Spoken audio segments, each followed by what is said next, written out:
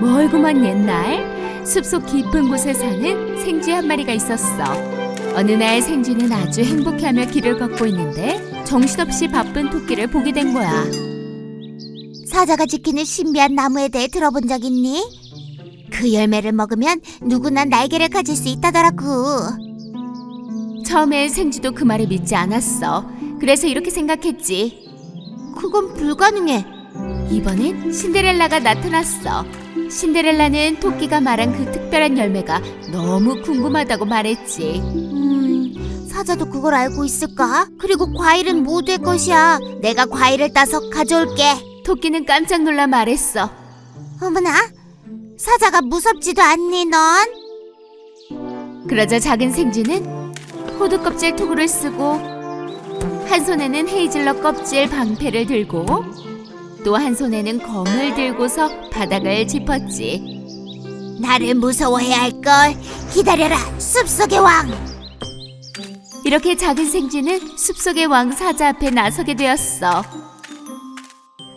사자는 나무 앞에서 낮잠을 자고 있었지. 작은 생쥐는 사자를 보자마자 잡고 흔들어댔지만 사자는 꼼짝도 하지 않았어. 생쥐는 사자를 깨우지 않고 조용히 나무 위로 오르기 시작했단다. 그렇게 열매 하나를 따려고 하던 찰나 작은 생쥐는 그만 미끄러져서 퍽 하고 사자의 머리 위에 떨어져 버렸지 뭐야. 누가 내 머리를 쳤어? 이리 나와, 당장. 이 나무가 네 건 아니잖아. 과일 3-4개만 줘. 당장. 머리에 있는 생쥐를 보자 사자는 더욱더 화가 나서 소리쳤어. 당장 내려오지 못해. 그리고는 커다란 발로 나무를 흔들어댔지. 생쥐는 더 이상 견디지 못하고 사자의 손바닥으로 떨어졌어.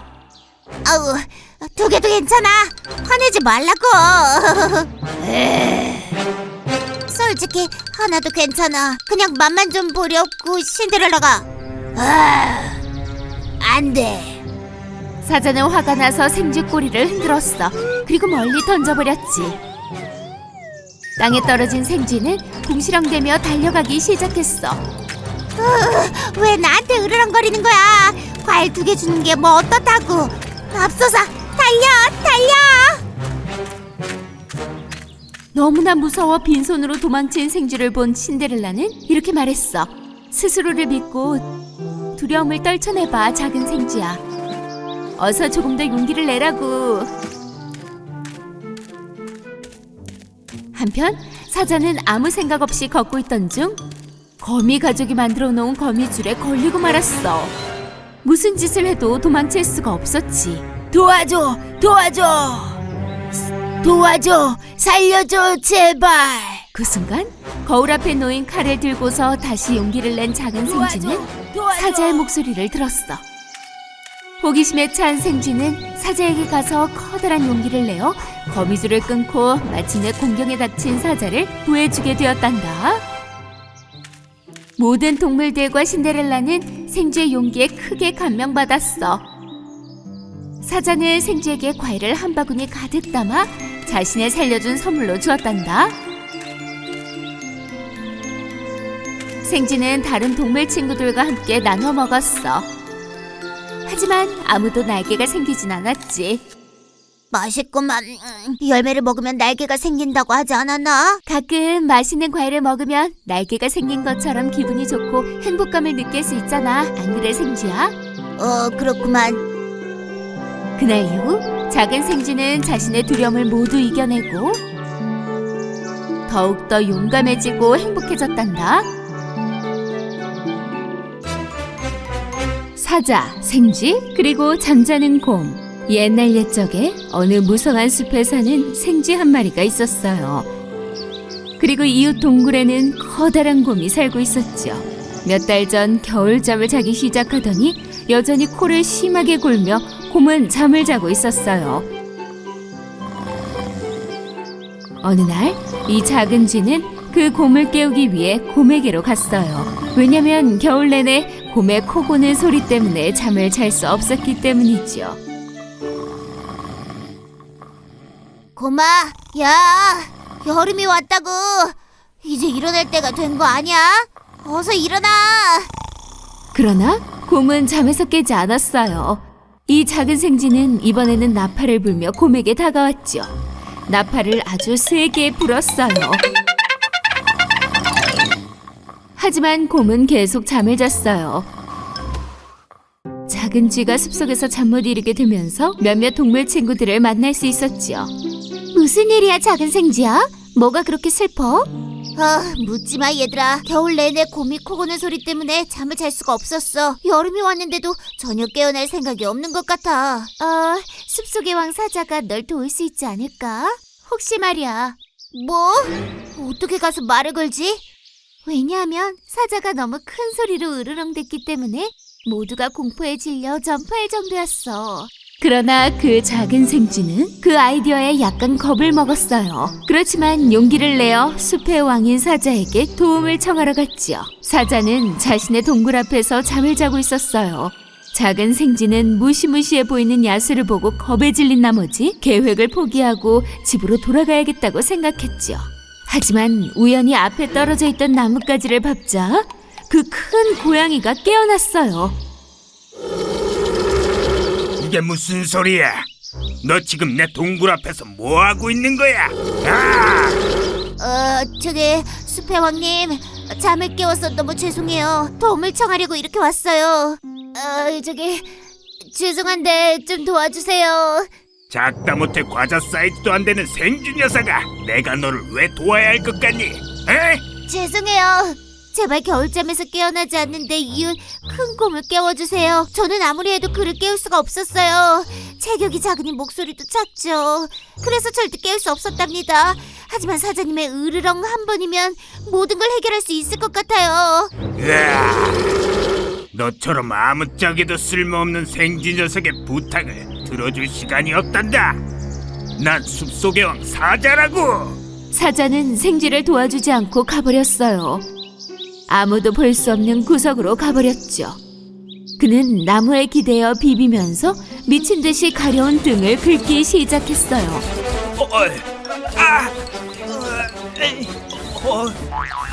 사자는 너무나 가려웠지만 이런 그의 모습을 누구에게도 보여주고 싶지 않았어요. 숲속의 왕이니까요. 한편 작은 생쥐는 몹시 슬퍼하며 집으로 왔어요. 그리고는 숲속 깊은 곳에서 나는 끙끙 앓는 소리를 들었어요. 생쥐는 호기심에 소리가 들리는 쪽으로 갔고 사자를 보게 되었어요. 사자는 쉬지 않고 근질거리는 몸을 나무에 비벼대고 있었지요. 생쥐는 즉시 사자에게로 다가갔어요. 생쥐를 본 사자는 곧장 긁는 것을 멈췄어요. 사자님, 혹시 무슨 일 있어요?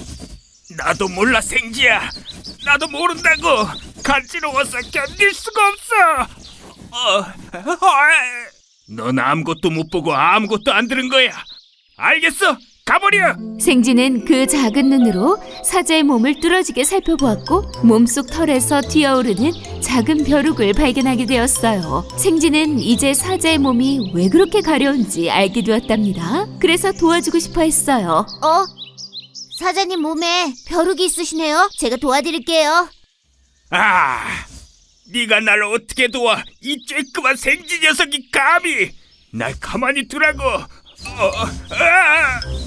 생쥐는 사자의 무서운 말을 들으면서도 용감하게 그 위로 뛰어올랐어요. 너 당장 내려오지 못해.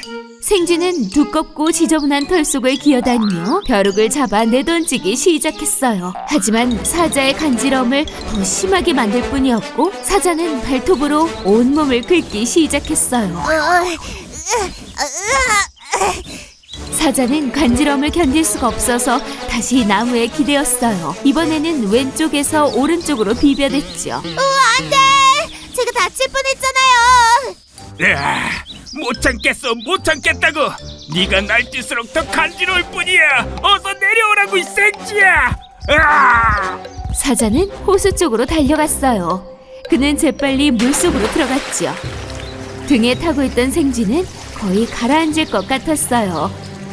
지금 빨리 물 밖으로 나가요. 가라앉을 것 같다고요. 숲속의 왕 사자는 호수 밖으로 나왔어요.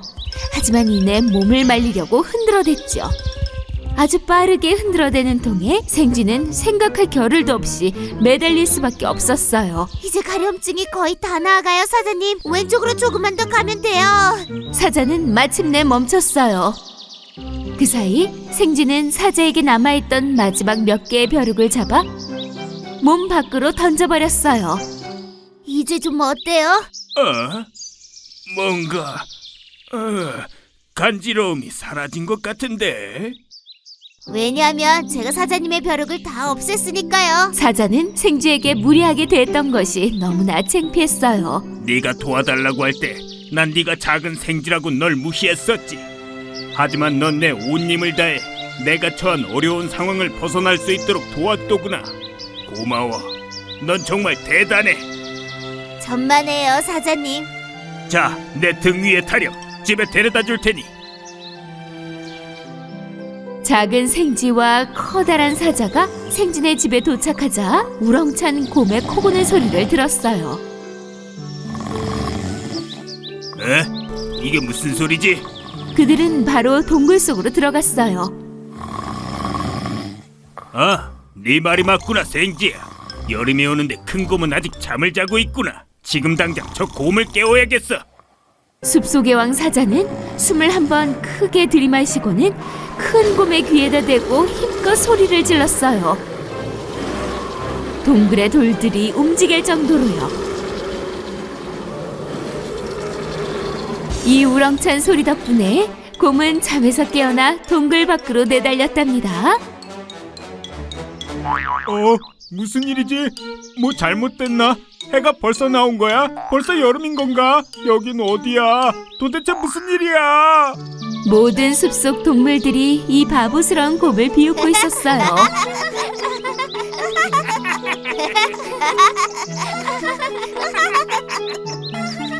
작은 생쥐는 더 이상 큰 곰의 코 고는 소리를 안 듣게 되어 얼마나 기뻤는지 모른답니다.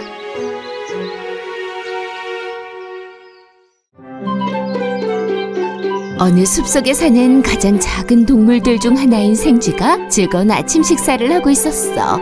근데 마침 누군가 문을 힘차게 두드리는 소리가 들렸지. 생쥐는 아주 신이 나서 문을 열었어. 근데 가젤이 슬퍼하며 서있지 뭐야? 생쥐야, 나 좀 도와주라. 정말 안 좋은 일이 생겼어. 어떻게 해야 할지 모르겠어. 무슨 일인데, 가젤? 사자를 무서워한 생쥐는 그의 이름을 듣자마자 몸을 덜덜 떨기 시작했지. 내가 이 온 숲의 왕이기 때문에 이 집도 내 거라는 걸 명심해. 알겠니? 이렇게 말하면서 우리 집을 빼앗았어. 난 이제 집도 없다고. 게다가 다른 친구들에게 도와달라고 했더니 다들 무섭다며 도망가는 거 있지. 사자니까 당연히 무서워하는 거지, 가젤아. 그치만 넌 다를 거야, 안 그래? 넌 용감하고 더 영리하니까 말이야. 제발 도와줘. 생쥐야. 잠시 생각하던 작은 생쥐는 그를 돕기로 결심했어. 그렇게 함께 길을 나섰지. 근데 정말로 가젤의 정원에서 사자가 깊은 잠을 자고 있는 게 아니겠어? 생쥐는 사자의 거대한 발을 이용해서 그를 쿡쿡 찌르고 싶었지만 사자가 움직이자 겁에 질려 뒷걸음질 치고 말았어. 다시 한번 사자의 갈기를 흔들어 깨워보려고 했지만 사자가 코를 너무 심하게 고는 나머지 그대로 귀를 막고 서 있을 수밖에 없었어. 생쥐는 꽤 오래 주변을 둘러보았어. 그러다 얇은 막대기를 줍던 생쥐의 꼬리가 사자의 수염에 닿자 사자가 갑자기 잠에서 깨어났지 뭐야?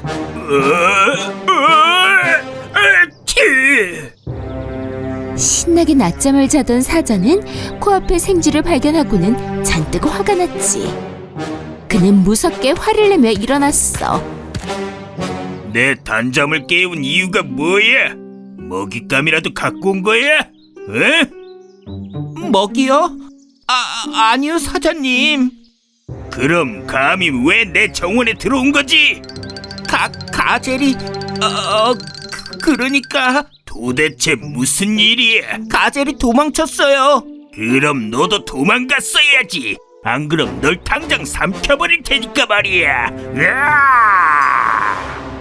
화가 난 사자는 큰 소리로 으르렁거리며 작은 생쥐를 단숨에 날려버렸어.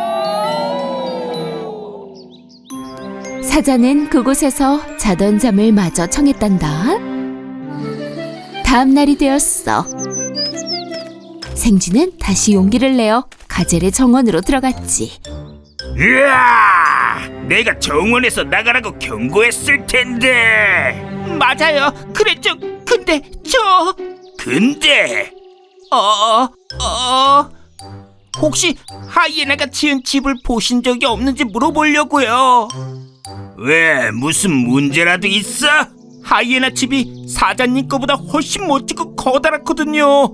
그리고 어마어마한 정원도 있더라고요. 그래? 사자는 가젤의 정원보다 더 화려하다는 하이에나의 집에 가보고 싶어졌어. 좋았어. 그럼 당장 그 하이에나의 멋진 집으로 데려가줘. 무서워 덜덜 떨면서도 생쥐는 사자에게 알겠다고 대답했지. 잠시 후 그들은 정말로 하이에나의 집에 도착했어. 그러나 그곳엔 웅장하고 커다란 집은 물론이고 나무들로 가득한 정원도 없었어. 하이에나의 집은 그냥 작고 평범한 구멍이었던 거야. 너 이 거짓말쟁이! 으아! 내가 널 당장 먹어치우겠어. 이리 와. 으아! 생쥐에게 속았다는 것을 안 사자는 쥐를 향해 달렸어. 생쥐는 통나무들을 통과하며 도망치고 사자는 그 통나무 위를 달리고 있었지. 사자가 생쥐의 꼬리를 겨우 잡으려던 찰나 작은 생쥐는 재빨리 나무로 올라갔어. 사자님, 이건 제 잘못이 아니에요. 가젤을 도우려고 한 것뿐이라고요. 사자는 더 화가 나서 무시무시한 발을 사용해 나무를 흔들기 시작했지. 당장 내려와 이 생쥐 녀석아! 으아! 나무가 흔들리자 생쥐가 미끄러지며 나무 아래로 내려오고 있는데 마침 고슴도치떼가 나타나 사자의 발이 엉켜버렸지 뭐야. 아이고 저리 가! 고슴도치들을 떼어내려고 애를 써봤지만 계속해서 따끔거려 견딜 수가 없었어. 이때를 놓칠세라 생쥐는 나무 위에서 점프하여 재빨리 도망쳤고 그렇게 사자를 따돌리는데 성공했다고 생각할 즈음 쥐는 사자의 우레와 같은 발자국 소리를 듣고는 서둘러 진흙밭으로 뛰어들었어. 가벼운 생쥐는 진흙밭을 가뿐히 뛰어 도망칠 수 있었지만 생쥐를 쫓던 사자는 진흙을 밟으면 밟을수록 더 깊숙이 갇히게 되었지. 으아! 이게 뭐야? 움직이지 마세요. 움직일수록 빠져요. 네 조언 따윈 듣지 않을 거야, 이 거짓말쟁이. 사자를 돕고 싶었던 생쥐는 나뭇가지 한쪽을 잡고 다른 한쪽은 사자에게 내밀었어.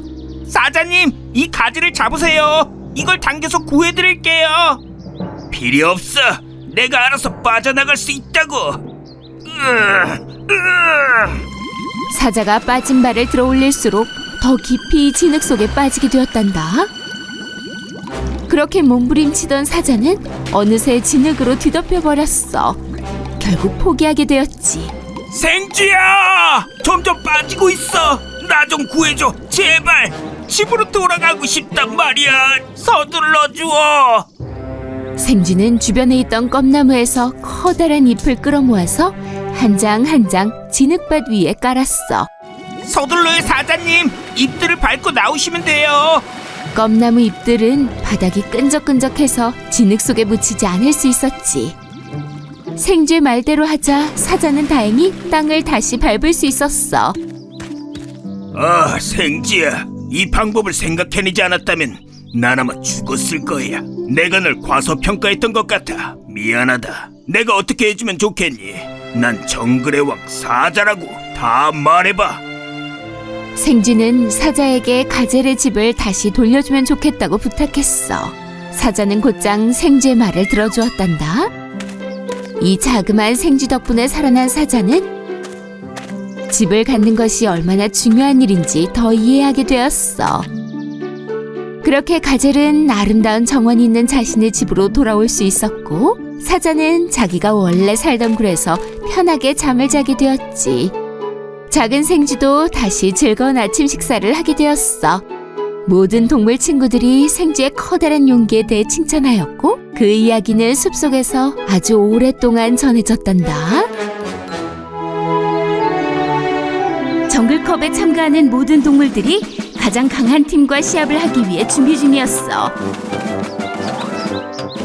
올해 처음으로 시합에 참가한 팬더팀은 시합에서 이기기 위해 매일 훈련을 하고 있었지. 판다팀 주장 모르도나는 훈련 후 자신의 방에서 상대팀을 조사해보고는 깜짝 놀랐어. 어떻게 훈련하지 않고 챔피언이 된 건지 이해할 수가 없어. 이전 시합의 챔피언이었던 자칼팀은 주장 비고와 함께 상대팀을 함정에 빠뜨릴 계획을 세우고 있었지. 우린 원숭이 바나나를 훔치고 돌로 캥거루 주머니를 채울 거야. 그리고 다람쥐에겐 썩은 헤이즐넛을 줄 거야. 이런 식으로 우린 다시 챔피언이 되겠지.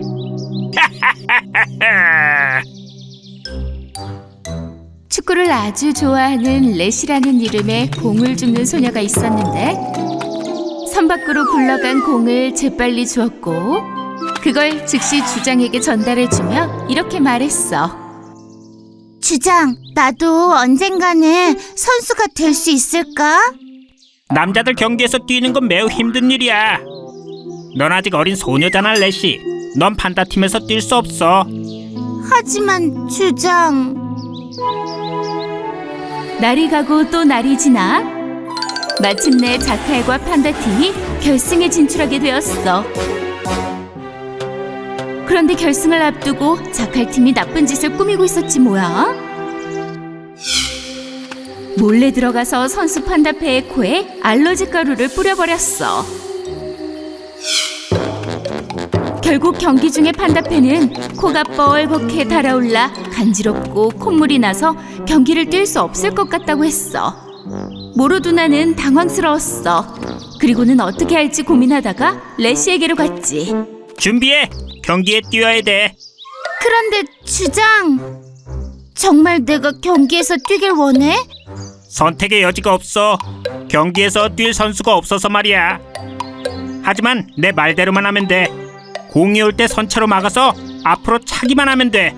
공을 가지고 뛰거나 하지 말고. 알겠지? 레시는 주장이 자신을 믿지 못한다는 것을 알고는 너무 속상해서 숲으로 뛰어가 나무 아래서 울고 있었어.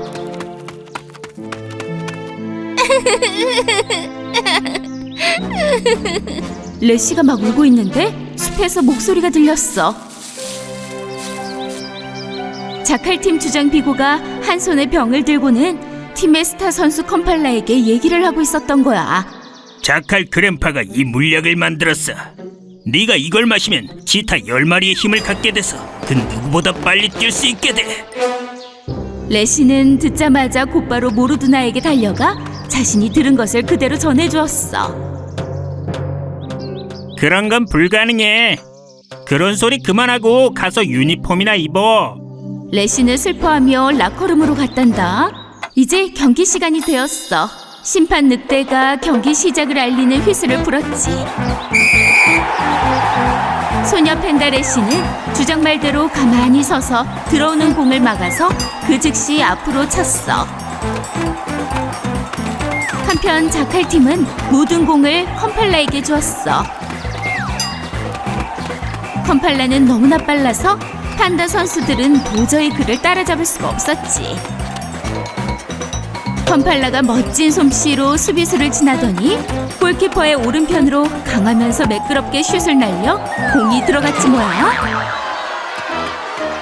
자칼팀이 골인으로 기뻐할 때 판다팀은 너무나 속상했어. 판다팀이 첫 골의 충격에서 채 벗어나지도 못했는데 또 두 번째 골을 내어주며 2대0이 되어버렸지 뭐야. 쉬는 시간 라커룸에서는 판다팀 모두가 속상해하고 있었어. 컴팔라를 막을 수 있다면 기회가 생길 수도 있어. 하지만 너무 빨라서 도저히 잡을 수가 없어. 여자는 경기에서 뛸 수 없다고만 하지 말고 후반전에서 나한테 기회를 준다면 아마 경기에서 이길지도 몰라, 주장. 그렇다면 경기에 나가서 너의 방식대로 뛰어봐, 래시. 후반 경기가 시작되고 레시는 경기장에서 폭풍처럼 질주해 나아갔어. 컴팔라가 공을 잡으려고 할 때마다 공을 딱 막아서 가로챘어. 레시에게 공이 오면 레시는 바로 공격해 들어갔어. 자칼팀이 미처 수비로 막아내기도 전에 소녀 펜달 레시는 경기장 중앙으로 달려와 자신의 머리 위로 공을 멋지게 날려 첫 번째 골을 성공시켰단다. 판다팀은 이제 희망이 생겼어. 10분 후 레시가 자칼 선수 둘 사이를 가로질러 골키퍼와 정면으로 맞서게 되었어. 레시는 강슛을 날렸고 공은 골키퍼의 두 다리 사이로 들어가 골이 냈어. 이를 보는 모든 이들이 소녀 팬다에게 감탄하며 즐거워했단다. 경기가 막바지에 다다랐을 때 자칼팀 스타 선수 컴팔라는 레시를 막을 수 없다는 것에 화가 나서 페널티 구역에서 레시를 발로 차서 쓰러뜨리고 말았어. 페널티! 늑대 심판은 컴팔라에게 레드카드를 주고 경기장에서 퇴장시켰어. 관중들은 페널티킥을 받아낸 레시를 응원하기 시작했지. 하지만 레시는 팀에서 가장 경험 많은 주장 모로도나에게 갔어. 페널티킥은 경험이 가장 중요해. 다들 자기가 제일 잘하는 걸 하는 게 좋겠지. 주장이 페널티킥을 차는 게 좋겠어. 모르드나는 레시의 말을 받아들여 페널티킥을 찾고 득점을 했단다. 팬더팀은 이 골로 3대2가 되어 경기에서 챔피언이 되었어. 팬더팀은 그들의 어깨에 레시를 올려서 승리의 기쁨으로 세리머니를 했어. 그리고 모르드나는 아무도 모르게 숲으로 갔어. 주변을 살펴보다가 물약병 하나를 발견했지. 뭐? 래시가 맞았어.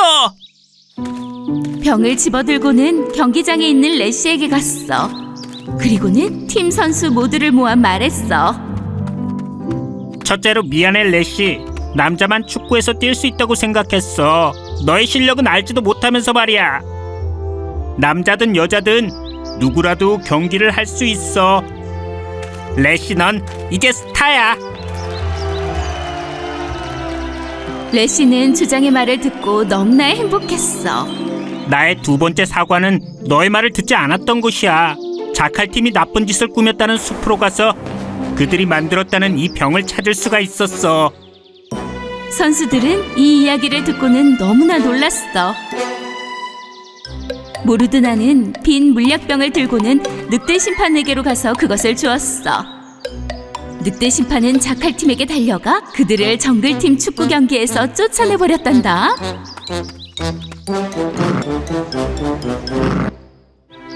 모르드나와 레시는 이제 서로를 믿는 가장 가까운 팀원이 되었어.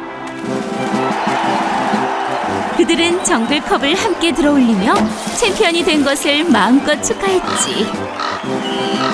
팀원들은 모두들 열심히 노력하는 것이 성공에 얼마나 중요한 요인인지를 이해했단다. 어느 날 귀여운 염소가 슬퍼하며 집을 나섰어요. 숲의 모든 동물들은 다음날 있을 코스튬 축제 때문에 신이 나 있었지만 이 귀여운 염소는 기쁘지 않았죠. 무슨 일이야, 염소야? 무슨 일 있어? 난 내일 코스튬 축제에서 입을 옷이 없어. 절대 1등을 못할 거야. 걱정 마. 부엉이 아저씨한테 가면 멋진 옷을 만들어 주실 거야. 너한테 딱 맞는 옷으로. 염소는 잔뜩 기대를 하며 부엉이 아저씨께 갔어요.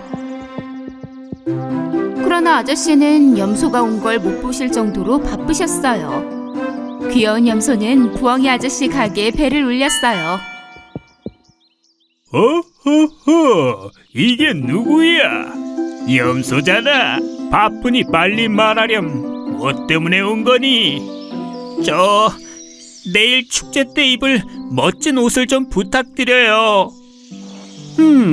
이미 멋진 털이 있잖니. 조금만 자르고 다듬으면 되겠어. 아니요, 전 축제에서 가장 큰 박수를 받고 싶어요. 1등을 하고 말 거라고요, 아저씨.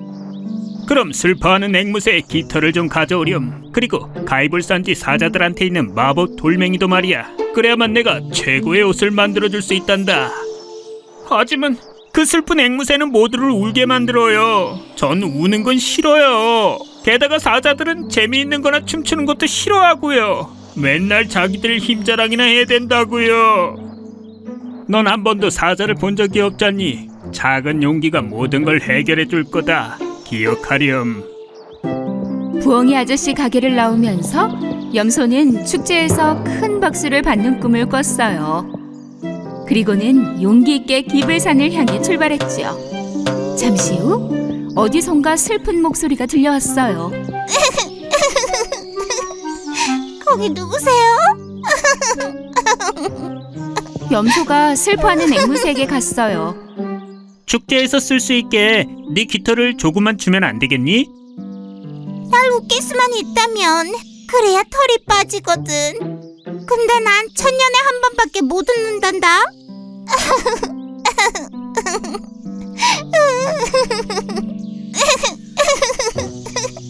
이걸 들은 염소는 좌절하면서도 그 슬퍼하는 앵무새를 웃기기 위해 재미있는 농담을 하기 시작했어요.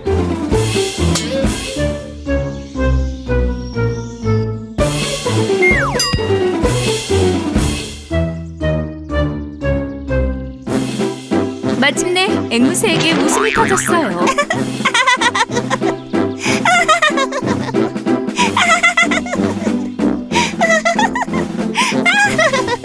그녀가 웃자 알록달록 예쁜 꼬리털이 염소에게 떨어졌어요.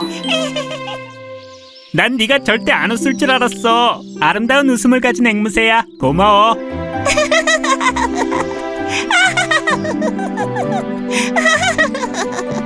천년이 지나 슬퍼하던 앵무새가 큰 소리로 웃는 사이 염소는 기블산을 오르기 시작했어요. 마침내 커다란 검은 돌이 있는 평원에 도착했지만 염소는 어떻게 이 검은 돌이 이런 색을 가질 수 있었는지 궁금했어요. 바로 그때 사자 2마리가 염소 앞으로 점프해 나타났지 뭐예요? 누구냐? 난 내일 축제 때문에 특별한 돌을 찾고 있어요. 코스튬 축제. 알록달록하게 입고 나와서는 가장 아름다운 동물이 박수갈채를 받는 그거. 네, 맞아요. 그 사자들은 자기들끼리 귓속말로 대화했어요. 그래, 이 특별한 돌을 너한테 주지. 단 조건이 하나 있다. 우리도 그 축제에 데려가야 해. 알겠나? 그치만 너흰 춤추는 거 안 좋아하잖아. 그리고 다들 너를 무서워할 거라고. 사자들은 그건 사실이 아니라고 말했어요.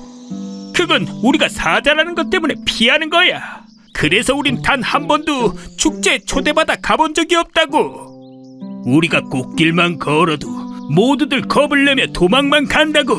하지만 우린 춤추는 걸 좋아하는 순한 사자일 뿐이라고. 사자들은 꽃목걸이를 걸고 춤을 추기 시작했어요. 염소는 사자들의 춤이 너무 재밌었어요. 와, 너희 진짜 춤 잘 춘다. 정말 하나도 안 무섭네. 부엉이 아저씨도 우릴 위해서 멋진 옷을 지어주실 거야. 너희도 축제를 즐길 수 있을 거야. 사자들은 자신들을 무서워하지 않는 누군가를 처음으로 만나 너무 신기하면서도 기뻤답니다. 바로 그 순간 검은색이었던 그 돌은 조금씩 밝게 빛나는 게 아니겠어요? 그걸 본 사자들과 염소는 그 알록달록한 돌들을 주워 서둘러 부엉이에게 갔어요. 부엉이 아저씨는 또 너무 바쁜 나머지 그들이 온 사실을 알아채지 못했어요. 그래서 사자들이 배를 놀렸죠. 오호호, 누구세요? 오, 사자들! 잠깐만요, 아저씨. 무서워하지 마세요. 생각만큼 무섭지 않다고요. 사자들은 아저씨 앞에서 다시 춤을 추기 시작했어요. 이 사자들은 아주 멋지군요. 부엉이 아저씨는 그 새 친구들을 위해 아주 멋진 의상을 만들어 주었답니다. 다음날 코스튬 축제가 드디어 개막했어요. 동물들은 각자 가장 화려한 옷을 입고 꽃길을 걸어가고 있었어요. 그중 올해 모두를 감동시켰던 공작새가 굉장히 웅장한 느낌이었지만 박수갈채를 받지는 못했어요. 이번엔 염소가 아름다운 깃털 옷을 입고 무대에 등장했어요. 반짝거리는 돌과 풍성한 털옷을 입고 있었지요. 박수를 치느라 피곤하던 동물 친구들도 염소의 의상은 너무 마음에 들었어요. 염소는 박수갈채와 엄청난 함성에 매우 기뻐했답니다. 그러나 곧바로 사자들이 무대에 나타났어요. 아주 아름다운 옷을 입고서 춤을 추려는데 동물들이 겁에 질려버렸지 뭐예요? 사자들이 여기서 뭐 하는 거야? 우릴 다 잡아먹을 거야. 다들 조심해. 도망가라고. 기다려. 가지마. 잠깐만. 숲속 친구들은 모두 놀라워하며 염소를 쳐다봤어요.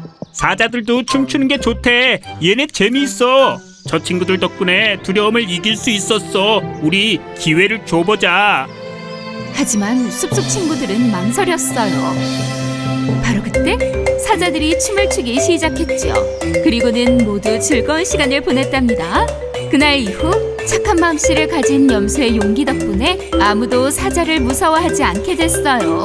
부엉이 아저씨의 말씀이 맞았죠. 작은 용기가 모두를 즐겁고 행복하도록 만들었답니다. 옛날 옛적 서로를 무척이나 사랑하던 용 2마리가 있었는데 어느 날 폭우를 맞게 되었어요. 용이 유일하게 싫어하던 것이 비가 오는 날씨였는데 말이죠. 용의 날개가 젖게 되면 번개가 칠 때 날개에 치명적이어서 절대로 불을 내뿜을 수 없었어요. 그날은 정말로 어마어마한 폭풍이 불어온 나머지 노란색 용의 연인인 보라색 용은 저 멀리 날아가 버리고 말았어요. 노란색 용이 보라색 용을 아무리 찾아보려고 해도 그녀의 날개가 젖어 있었기 때문에 찾을 수가 없었지요. 그녀는 무척 슬펐어요. 한편 보라색 용은 높은 산꼭대기의 동굴 속으로 떠내려갔어요. 에? 여긴 도대체 어디지? 여기가 어디야? 동굴 깊은 곳에서는 매우 큰 소리가 울려 퍼졌어요.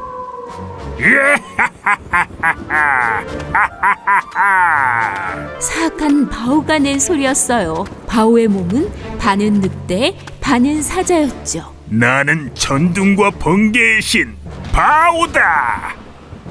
너는 불을 뿜는 용이군. 보라색 용은 너무나 놀라서 다시 날아가고 싶어 했지만 그 순간 바오는 하늘에 번개를 쳤어요. 어떻게 불을 뿜는지 그 비밀을 말하기 전엔 나갈 수 없다. 불을 뿜는 모든 비밀을 말하거라.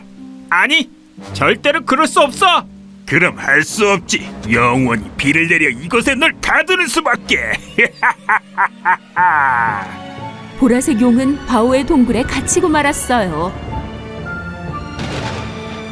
그 무렵 노란색 용은 그녀의 연인인 보라색 용을 찾아 사방을 헤매고 있었어요. 그녀는 곰이 사는 곳에도 갔죠. 또 코끼리의 정원, 심지어 토끼의 굴까지도 가봤지만 어디에서도 찾을 수가 없었어요. 노란색 용이 울고 있는 모습을 본 말은 그녀에게 다가갔어요. 용아, 너 왜 여기서 울고 있는 거니?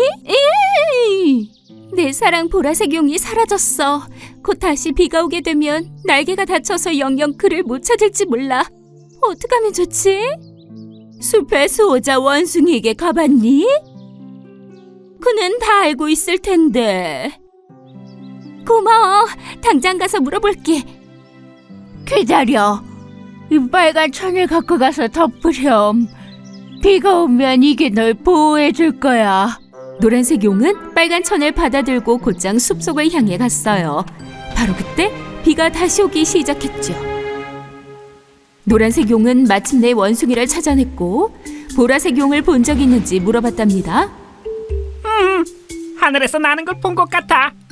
이것 봐, 이건 그가 떨어뜨린 거야. 저 소나무 숲으로 떠내려가는 것 같았어. 숲속의 비가 잠시 그치자 노란색 용은 재빨리 소나무가 있는 곳으로 향했어요. 그리고 주변을 둘러봤지만 연인의 흔적은 찾을 수가 없었답니다. 바로 그때 토끼가 한 마리 나타났어요. 안녕 토끼야. 너 혹시 근처에서 보라색 용을 본 적이 있니? 봤지? 저 늪 쪽으로 떠내려가고 있었어. 노란색 용은 곧장 늪으로 날아가려고 했어요. 근데 다시 검은 비구름이 하늘을 뒤덮는 게 아니겠어요? 왜 항상 비가 오는지 알고 싶다면 황소를 찾아가 보면 돼. 노란색 용은 늪의 가장자리 쪽으로 빠르게 날아갔어요. 그녀는 비를 피하려고 버드나무 아래에서 기다리고 있던 황소를 발견했답니다. 보라색 용을 찾고 있는데 혹시 이 근처에서 그를 본 적이 있니, 황소야? 이런, 이쪽에는 없을 거야. 저 가파른 산 위에서 본 것 같긴 해. 하지만 조심하렴. 바오가 저 산비탈에 살거든. 바오?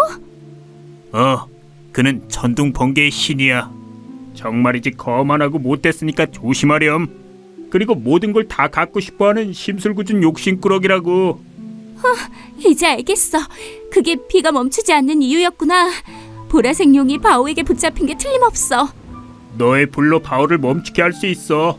비가 올 때 불을 내뿜을 수만 있다면 말이야. 호랑이에게 가서 도움을 요청하도록 해.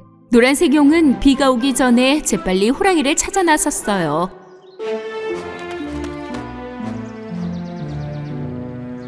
그래, 조금 더 가면 뱀이 있을 거야. 그가 빨간색 마법 고추를 줄 거야. 그걸 한 번에 삼켜. 노란색 용은 호랑이가 말한 대로 뱀에게 갔어요. 바로 그때 다시 하늘에 먹구름이 나타났어요. 어서 뱀아, 나에게 마법 고추를 주렴. 이제 곧 비가 내릴 거야. 뱀은 땅바닥에 머리를 쳐박고는 힘겹게 마법의 빨간 고추를 꺼내주었어요. 노란색 용이 그 고추를 한 번에 삼키는 순간 매서운 폭풍과 쏟아지기 시작했어요. 그러나 이번엔 노란색 용은 전혀 춥지도 않고 흔들리지도 않았답니다. 용은 엄청난 용기를 내어 날개를 펼치고 가파른 산을 향해 날아오르기 시작했어요. 어서 와라. 불을 뿜는 방법을 좀 알려줘봐. 안 그러면 내가 너의 발을 바위에 묶어서 다시는 날아오를 수 없게 할 테니까 말이야. 안 돼! 불은 우리 용들만의 특기라고. 그건 못 배워. 바오가 보라색 용에게 다가가려 하자 갑자기 뒤에서 불덩어리가 나타나는 게 아니겠어요? 뭐지 이거? 도대체 어떻게 된 거야? 비가 오면 불을 내뿜을 수는 없을 텐데. 바로 그때 거대한 불덩어리를 뚫고 노란색 용이 나타났어요. 내 사랑을 풀어줘, 바오. 어서. 싫어. 그 비밀을 알기 전에는 절대 풀어줄 수 없단다. 노란색 용은 먼저 하늘의 먹구름에 불을 뿜어서 비를 멈추게 했어요. 그리고는 보라색 용이 묶여있는 바위를 녹여버렸답니다. 드디어 보라색 용이 풀려날 수 있었어요. 그 모습을 본 바오는 놀라서 어쩔 줄을 몰랐어요. 어떻게 나보다 센 거야? 이게 바로 진정한 사랑의 힘이야. 불이나 폭풍과 아니라. 너한테 그 불은 필요 없어. 넌 용이 아니니까. 맞아. 하지만 난 원하면 모든 걸 가질 수 있다고. 아니, 사랑까지 소유할 순 없어. 사랑은 오직 마음으로만 느낄 수 있으니까. 노란색 용과 보라색 용은 다시 만나게 되어 너무나 기뻐했어요. 그 전까지 바오는 이렇게 무력함을 느낀 적이 없었죠. 그러나 그 두 용 덕분에 바오는 사랑이라는 것이 얼마나 중요한지 마음으로 느끼게 되었어요. 숲속 친구들과도 함께했죠. 그날 이후 용은 비 오는 날씨에도 자유롭게 날 수 있었고 불을 뿜어 하늘에 영원한 사랑의 징표까지 남길 수 있었답니다.